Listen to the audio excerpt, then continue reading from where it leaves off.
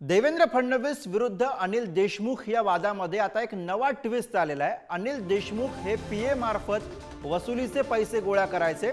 मनसुख हिरेन हत्या प्रकरणामधील आरोपी सचिन वाझे यांनी याबद्दलचे आरोप केलेले आहेत।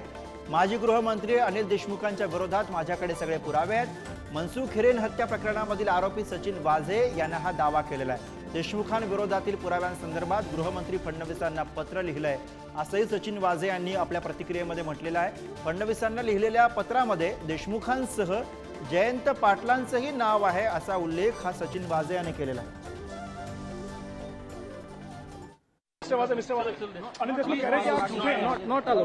देखिए जो भी है उनके सारे प्रूफ है उधर पैसे उनके पीए के थ्रू दिए जाते थे और सीबीआई के पास भी प्रूफ है और मैंने भी अभी फडणवीस साहब को एक लेटर लिखा हुआ है।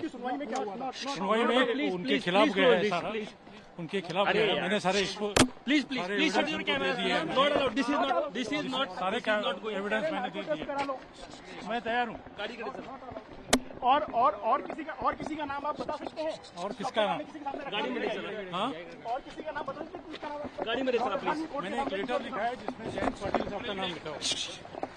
असं आहे की तुम्हाला माहित आहे की मी 4-5 दिवसापूर्वी देवेंद्र फडणवीस यांच्यावर जे आरोप केले होते आणि जी वस्तुस्थिती जनतेसमोर आणली होती की कशा पद्धतीनं देवेंद्र फडणवीस यांनी उद्धव ठाकरे यांना तुरुंगात टाकण्यासाठी, आदित्य ठाकरे यांना तुरुंगात टाकण्यासाठी 3 वर्षापूर्वी कशा पद्धतीनं ॲफिडेविट मी करून द्यावं यासाठी जो प्रस्ताव माझ्यासमोर आणला होता, ही गोष्ट जेव्हा मी महाराष्ट्रातील जनतेसमोर पुढे केली त्यानंतर आता देवेंद्र फडणवीस यांची आता ही नवीन चाल आहे।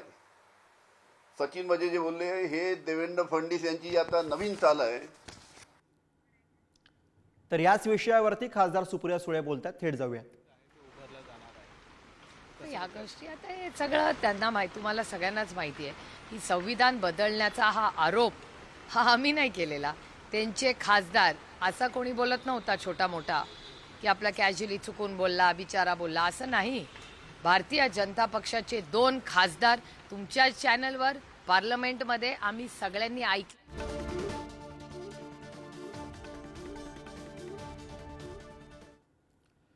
तर सचिन वाझे याने केलेल्या खळबळजनक दाव्यावरती महायुती आणि मवियाकडनं काय प्रतिक्रिया येतात त्याही बघूयात। सचिन वाझेला जर आशीर्वाद होता तो अनिल देशमुखाचा आणि तेव्हाच्या तत्कालीन मुख्यमंत्री उद्धव ठाकरेंचा। त्यामुळे वाझेला नोकरीत कोणी आणलं, त्या नोकरीत पुन्हा घेण्याच्या पेपरवर सह्या कोणी घेतल्या, कोणी केल्या आणि त्याला आशीर्वाद कोणाचा होता हे संपूर्ण महाराष्ट्राला आणि देशाला माहिती आहे। त्यामुळे आज जो सचिन वाझेने आरोप केलाय त्या आरोपाची चौकशी झाली पाहिजे। पुन्हा एकदा न्यायालयाला विनंती करून एसआयटी नेमून सचिन वाझेची पुन्हा एकदा चौकशी केली गेली पाहिजे। सचिन वाझे हा महाविकास आघाडीचा सरकारचा जावई होता, म्हणजे ब्लू आर्ड बॉय म्हणतात। आणि तो जेव्हा बोलतो तेव्हा ते सगळे सत्य बाहेर सांगण्याचा तो सगळा प्रकार आहे। आता काचेच्या घरात राहणाऱ्या लोकांनी अन्य लोकांवर दगड मारू नये हे आज सकाळी अनिल देशमुखांना कळलं असेल, नाहीतर आज नाही तर उद्या सचिन वाझे असंच बोलत राहिला। अनिल देशमुखजी आणि महाविकास आघाडीचे किती नेते परत आर्थरोड जेलमध्ये आपल्याला दिसतील ह्याचा हिशोबच नाही। आरोपीच आरोप करत असेल तर त्याला काय अर्थ आहे का? अनिल देशमुखजींच्या वरचा खटला अजून सुरू आहे, त्याला अंतिम निर्णय झालेला नाही, कोणीतरी त्याला दोषी करण्यात अर्थ राहत नाहीये।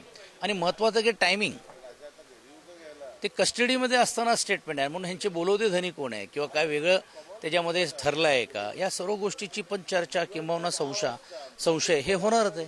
ज्यावेळेस वजे म्हणून राहिले की माझी नार्को टेस्ट करा, त्यावेळेस नार्को टेस्ट जर खरं जर अनिल देशमुखांना हे शाश्वत आहे की त्यांनी काहीच केलं नाही तर ते भिवून कशाला राहिलेत?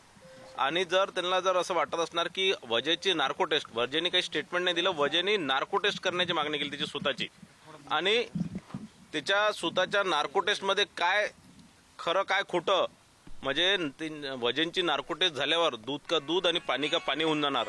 आणि अनिल देशमुख जे मागील आठवड्याभरापासून जे फडणवीस साहेबांना या सगळ्या याच्यात फसवण्याचा प्रयत्न करतात आहे, त्यांचं पितळ कुठेतरी उघड होणार। आमच्या पक्षाचे नेते माजी गृहमंत्री असलेले आमदार अनिल देशमुख साहेबांच्यावर काही आरोप केलेला आहे।